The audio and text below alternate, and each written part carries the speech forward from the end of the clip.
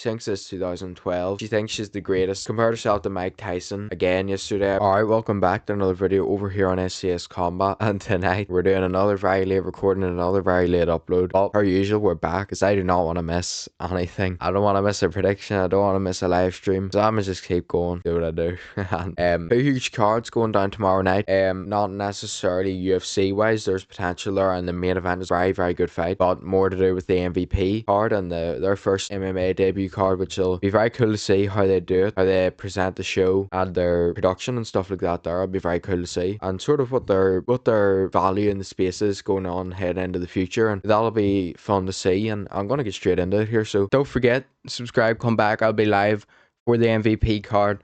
Ronda Rousey, Nate Diaz, and Francis Ngannou, along with the UFC card and the main event over there, Arnold Allen and Marie Costa. Don't forget, subscribe, come back, let's go. Starting off, if you're subscribed to the channel and you've been watching for a while, maybe you'll have seen my edits by now, but you know me, Nick Diaz, Nate Diaz, those are my two goats right there, and one of them, Nate Diaz, takes on Mike Parry this weekend. Now, how good is this website? The website is actually pretty good. I haven't actually been on here, so let's see what this is like. Nate Diaz, 21-13 in MMA, 14-8 in MMA for Mike Parry, and Diaz with a 2-inch height advantage here and a 5-inch reach advantage, and I think it could be interesting because Diaz, leaving the UFC, defeated Tony Ferguson via submission. He had that moment against Leon Edwards, whereas when it comes to Mike Parry, been the king of bare knuckle for so long, but he hasn't done MMA training in so long. The last time he fought, he lost to D-Rod, so got beat pretty badly as well, and it was on the feet and it was all striking. So he's made a very good comeback from them. First time back in MMA. Look, maybe it's the best, maybe there is none, but see Mike Parry being sharp on the feet here, see Diaz somehow surviving it. He usually just does. Diaz via plot armor type thing, and then big Diaz is just going to overcome, and this one's 5 rounds. I feel like he started putting the pressure on late and maybe get a late submission or late TKO finish. I mean, he's got 4 TKOs on his record, but I think he might get this one done via decision or late submission, to be honest. And got the range, he's got the reach. I feel like he'll have stayed in MMA more than Mike Parry will have over the years. I think if he can survive some early danger, then I think he'll be on his way to a decision victory or late submission. That's my pick for the first card of the fight. As always, let's go Nate Diaz. We have what is bound to be a sacrifice as Francis Ngannou takes on Felipe Lins. Now, Felipe Lins, I believe he fought at heavyweight and light heavyweight in the UFC, and to be completely honest with you, look at this weight here, 206 pounds. If you were light heavyweight at any point in your lifetime, Francis Ngannou is probably going to knock your head off your shoulders. We seen how he was last time out against Ferreira with the ground and pound TKO, pounded through his head. Heavy ground and pound for Francis Ngannou, and he's still the lineal heavyweight champ. This one's 5 rounds, and I've got it last in 1 round, to be honest. I think Francis Ngannou is going to knock him out spark cold. I don't see an upset at all happening here, and yeah, apologies to Felipe Lins. Maybe I've just severely underestimated your whole career, but I believe Francis Ngannou is going to knock you out cold. And we move on to the main event. What a fight this is, and stated as it is in here. So we've got Gina Carano. Now, you'll see here Gina's record is 7-1, and she was alright back in the day. Do you know what I mean? It was never UFC level, but she had a couple of good fights, and the last time she fought was her first loss and her only loss, 2009, and that one come against Chris Cyborg. So not a bad loss to have in your record. She had stopped via ground and pound in the first round, but it's not a bad loss. And as we all know, Cyborg is arguably the most achieved and most accomplished female combat sports athlete there's ever been. So it's a good loss to have in your record if you're going to lose to someone. Do you know what I mean? And especially back then, that's a really, really good version of Chris Cyborg. Now, I haven't heard Gina Carano talk that much. She's been pretty sound in my opinion. It just seems sound. Hasn't said much. Contrary to this is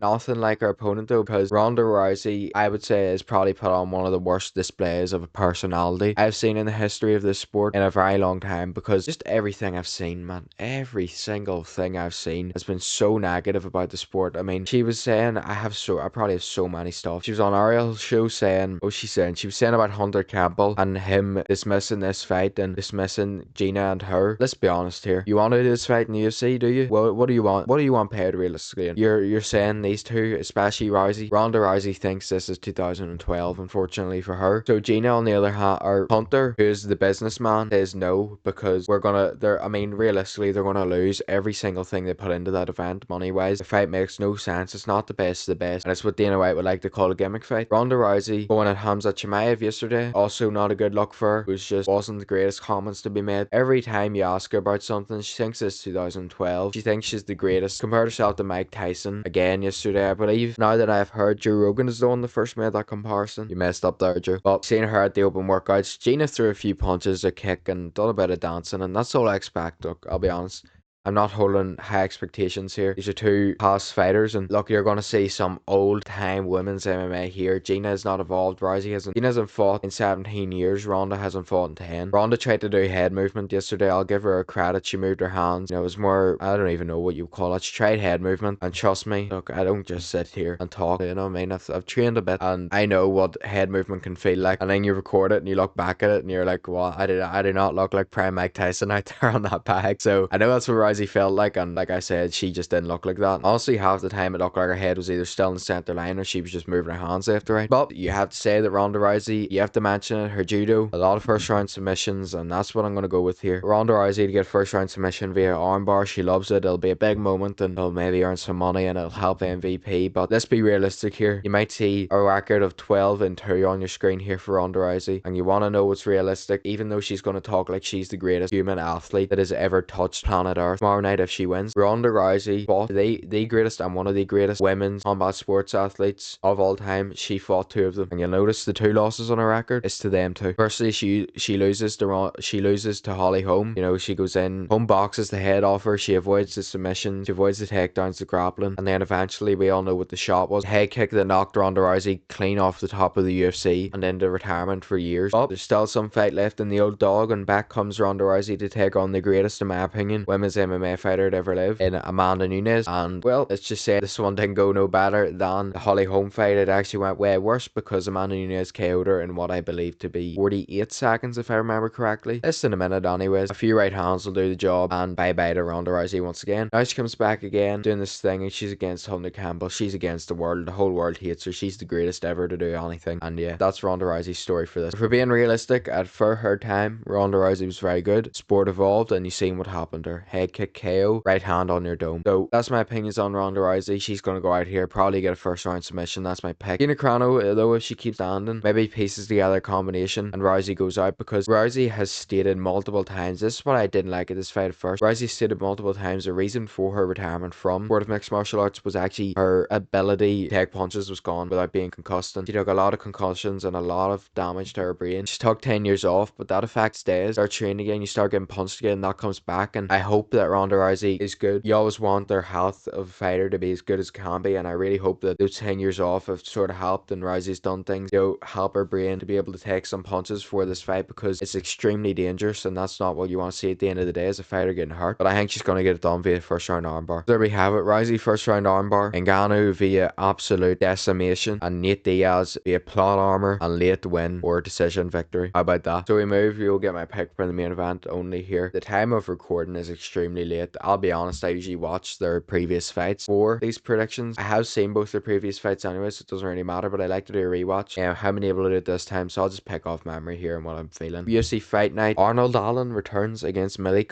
Costa, and Malik Costa, what a run he's on. He's got that head kick KO over Sharia, and then he has that brutal spinning back kick KO over Danny Ige. Comes into this one against Arnold Allen. Arnold Allen, so many losses. You see the 4 losses here, he probably could have won every one of them. So many losses where he could have won, and the Gene Silva fight was another one of those, and that was his last fight out. But one thing you don't really see is Arnold Allen adopting. He's a pressure fighter in ways. He doesn't back down. He's a tough, ready fighter. Malik Costa, on the other hand, is sort of a shot selection, but I think a good interest in once this gets into the further rounds. This 5-round main event. I think if Malik Costa can't get rid of Arnold Allen early here, then I think he's going to be in some trouble. Arnold Allen fought Gene Silva and didn't get knocked out. Do you know what I mean? He's fought hard hitting opponents and not get knocked out. He's been at the top of the division for a very long time, and every time he's lost, there was always, oh, could Arnold Allen maybe have got that round, and then I would have give him the split decision. You know, that's sort of the way I feel about Arnold Allen, and I think this is his time to shine. I think he's going to get this one done over the 5 rounds. I think he possibly gets it done via late stoppage as well. 5-round fights are fun sometimes, man. I think it's going to be one of them. I'm going to pick Arnold Allen, and we'll go late stoppage, because why not? He better not get head kick KO'd. I'll probably cry in the living room on live stream. Don't do it to me, Arnold. See you all the time on Twitter. Might have had an interaction or two with you, man. Do not get head kick knocked out, please. Don't do it to me. Much love. Ronda Rousey, Arnold Allen, Nate Diaz,